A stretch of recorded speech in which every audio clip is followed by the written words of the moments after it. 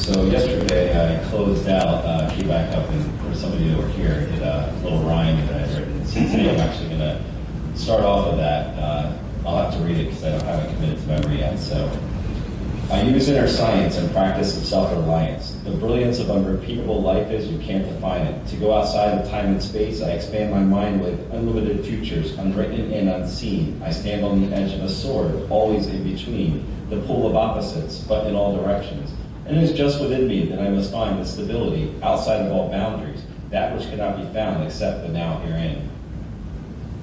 So, this topic of creating consciousness is one very near to me, very near and dear to me, and something I spend a lot of my focus on daily, particularly creating consciousness through self-observation. So I worked in tandem with a gentleman that I've worked with for the last few years who's done a lot of work in the field of psychology, but also has spent time studying various religions and spiritual systems, spent time in ashram and other places, and has really developed this process of self-observation and some of the techniques that I'll discussing here as well. So with that, I'll go into, do know how to work a clicker. Good.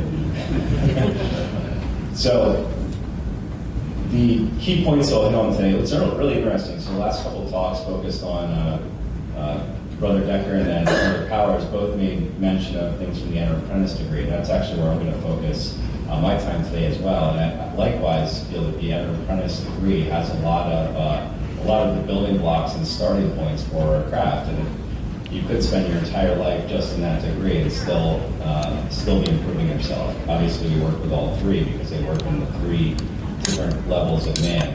I've learned from the physical, the emotional, mental, to the spiritual. So again, this is the starting point here. So we'll talk about the process of self-observation, three-part conscious breathing as a practice, and I'll walk you through how that practice works. Masonic tools for self-observation and bringing it all together. Transformation and development of consciousness.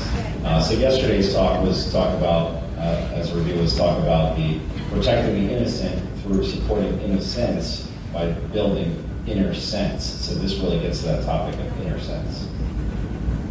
The importance of symbolism. So we're all Masons, we understand symbolism, but I thought it would be important to really just hone in on this to create a baseline. So they communicate deeper than words. Penetrates deeper into our habits and our unconscious thoughts. And they are the great tools and framework of Freemasonry. So just take a moment, reflect on one symbol in the craft, or one symbol at all that has special meaning to you. How does that symbol stimulate different thoughts or different meanings at different times? And then what does that symbol say to you? And I do that just to kind of create a baseline and stimulate some thought around it. So the process of self-transformation in Freemasonry. So in each of the three degrees, we have tools by which to observe and change ourselves. So the EA in particular has several of these, which are reference points from which self-observation and transformation can take place. The door, light, common gavel, 24-inch gauge. So both tools are referred to in the last two talks. In these culminate in the all-seeing eye, which is both the ultimate awareness of the great architect and the means by which we can view ourselves through true illumination. So in the door lecture, this is where we experience, we're first brought to Masonry, at least in South Dakota. We're first brought to Masonry, our first exposure to it, and it talks about the greatest transformation. So to move from darkness to light, we must be conscious of the automatic patterns, habits, and ego nature that express that. So this is the realization of the ways we identify ourselves, or the things which we identify with, which are not real. They're not who we are. This would be our emotions, our past experiences, and so forth. We often identify with these, and they go into our personality, and we assume that this is who we are. But as we go further into this process of self-observation, we begin to would be unknown. So when we see ourselves clearly, we see ourselves for who we are in spirit and how aligned we are in spiritual principles. We begin our journey guided by those who have already started the path to enlightenment. When we enter a lodge and we're being instructed by those who have learned these lectures, but also learned these life lessons that they're teaching to us. Doesn't mean that we've all reached this pinnacle. We're all working towards raising ourselves and helping others.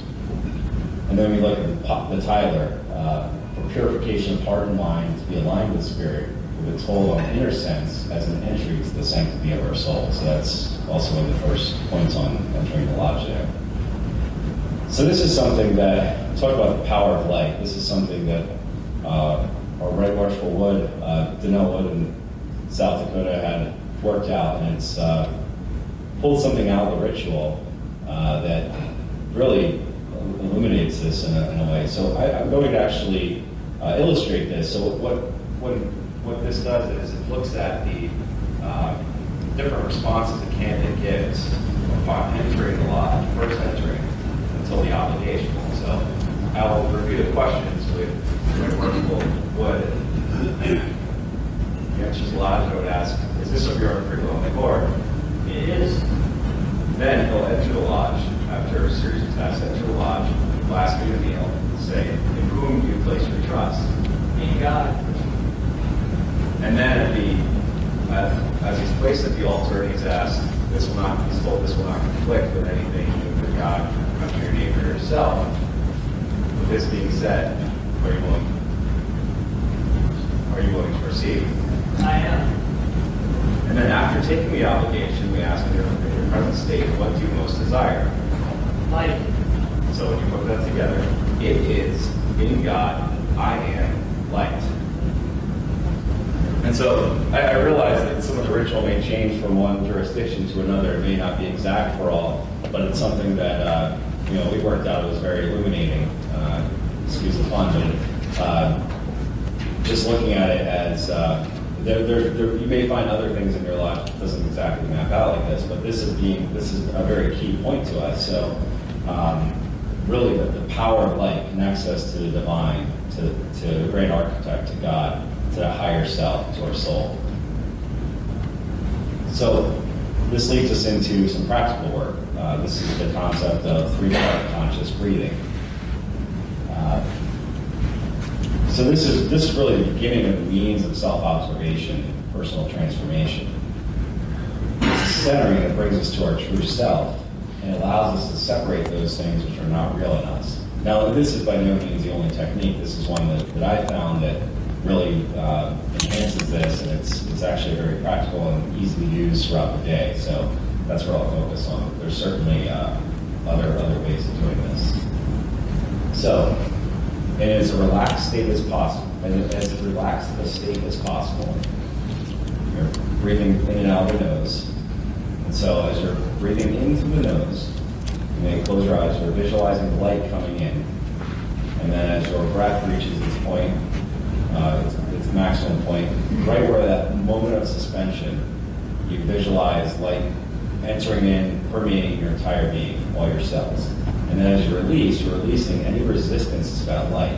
This could be visualization of darkness, it could be fear, anger, any other number of things that may be a resistance. Other emotions and so forth, just anything that might be interfering with embracing the light. Now this is something that, especially if you haven't done it before, it may take some practice, it may not come fully naturally. It's really engaging that part of, it's being more conscious of our breath. It's not forcing our breath, but being conscious of it and having some visualization that goes with it and directing that. So I try to practice this when I wake up every morning, different points throughout the day, in the evening. It may be I'm in an airport, on an airplane, just sitting in a waiting room somewhere, and even if it's, I try it 3, 5, 8 times, something like that, just to center myself a little bit more in that moment. And the more I do this, the more we do it, it actually enhances that level of self-observation as well.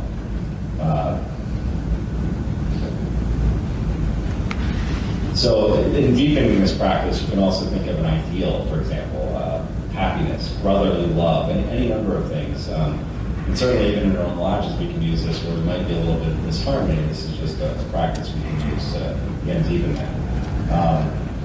So we can also picture different kinds of light. It could be a golden light, a white light, a lavender or light blue, something of that nature.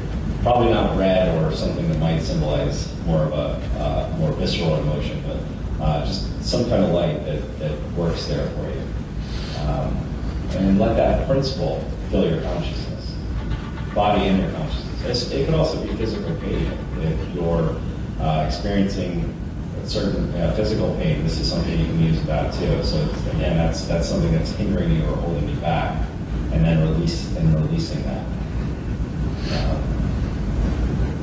Okay, so we take a moment, we just practice this, so I can again walk you through it very briefly here, just to try it out. So if you'll close your eyes, and as you're breathing in the light, and as you hold your breath, feeling that fill you completely, and as you exhale through your nose, any blockages leaving your body.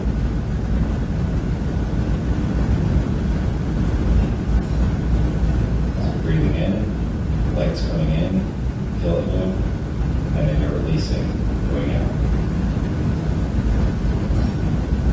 Okay, so now this moves us into the practice of self-observation. This is where it really starts to take shape. So the unconscious patterns begin to lose their power over us. So unconscious patterns of fear, anger, any compensations we may have that we're simply not aware of. We don't know why we're doing certain things we're doing. Maybe you're finding you're getting into arguments with your spouse all the time. You're just keep having the same thing keeps coming up over and over again. As you're doing this, you're starting to become aware of those patterns. But as you become aware of those patterns, they start to lose a little bit of their power. The more aware you become of them, the less power they have over you. It's where your attention goes. It's where your energy goes. So as you're becoming aware of that energy, you're then able to redirect that to more noble and glorious purposes, more productive purposes. And then we become better enabled to separate from them. So as one feels resistance to this process, the presence of negative or unconscious patterns, the awareness of what these patterns are, and the tracing of where they come from begins to emerge. So these patterns are not necessarily going to reveal themselves as one big cycle all at once. You might just see little parts of it, but the more that you start to unravel this, the more that those begin to become more clear on the whole. And as we practice more, we're better able to observe our inner patterns throughout the day, using the breath and the patterns to move the pattern from the depth to the surface. So in Freemasonry and the Entered Apprentice degree in particular, two of the tools that we really have for this process are the common gavel and the 24-inch gauge. So as we recollect the more noble and glorious purpose of these tools, we can put them into the context of self-observation, transformation, and pursuit of consciousness. So as we know, the common gavel transforms rough stone into the perfect ashlar. When placed with others in perfect order to build the temple. It's an internal art that reveals divine instruction. It strikes off the rough edges of thoughts and perfections of ego, things we identify with that are not really part of who we are in our soul. It symbolizes a neutral consciousness engaging in the self-observation process. Now, it's very important. We often get caught up in duality and about the checkerboard and light and dark and full of opposites. Neutral consciousness allows us to observe things as they are without judgment. This is important, particularly as we're seeing things within ourselves. That allows us to really not only become aware of it, but change it and not judge ourselves for it. The 24-inch gauge teaches us to divide our time. Likewise, it teaches us to divide where our efforts go, where our energy goes. Vocation, rest, refreshment, and charity are what we're told when we are in the Entered Apprentice degree, that these 24-inch gauge divides our time equally among those three parts.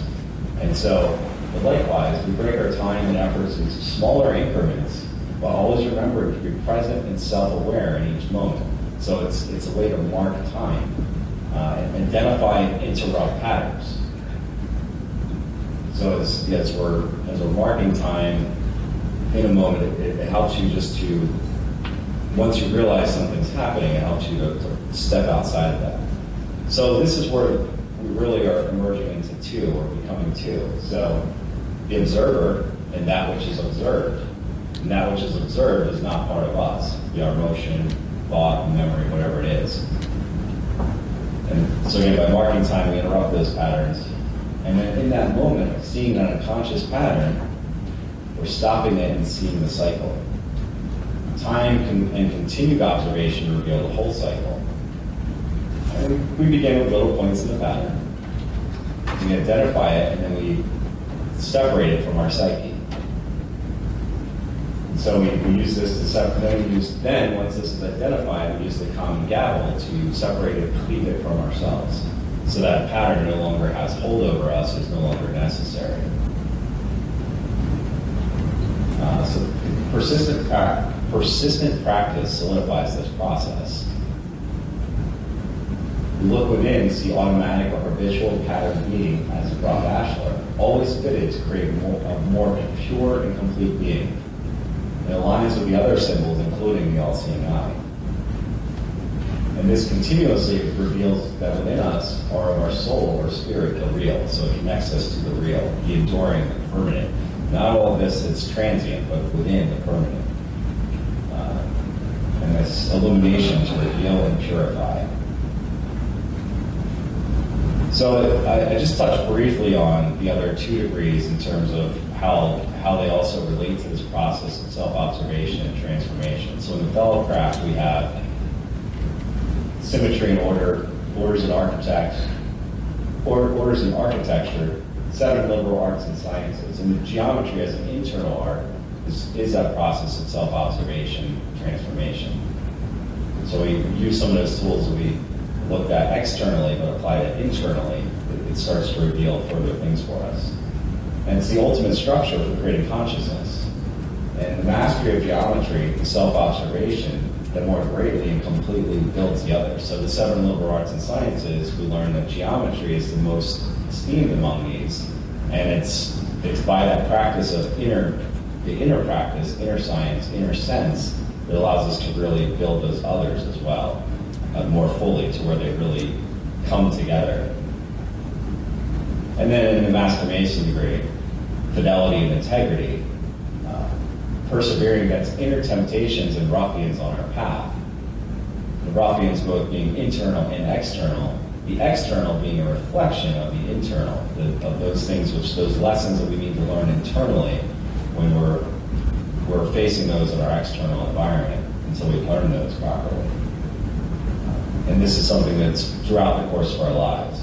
And we're told in the Master Mason degree, you may lose your life in the contest. We're not necessarily referring to in that moment in the lodge, but in that context of holding firm and steadfast to your own integrity, of following your own inner path. You may encounter something in your life where you're forced to make a decision that maybe you do lose your life in the process, in the contest. But it's, as we know, that's not the end. So in conclusion, the process of self-observation is not only a central theme in Freemasonry, but also an infinite process by which we as good men become better and better, more and more conscious. By combining the symbols of the craft, practical application of the techniques we discussed here or others, we can realize the aims of becoming the perfect bachelor and its manifestation in true spiritual evolution. As you continue to work with and study the art and science of geometry and Freemasonry, you will continue to uncover its secrets.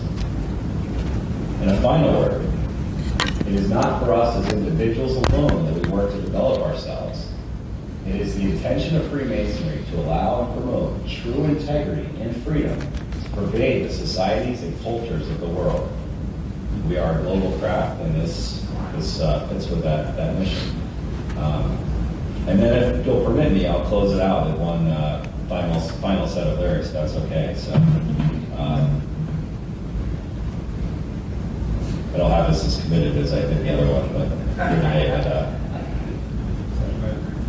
I plumb memory, fleeing an enemy, face unseen, an entity older than time, the unknown shadow. I'm caught in the battle. Only the inner mirror reveals the shattered points of who I am.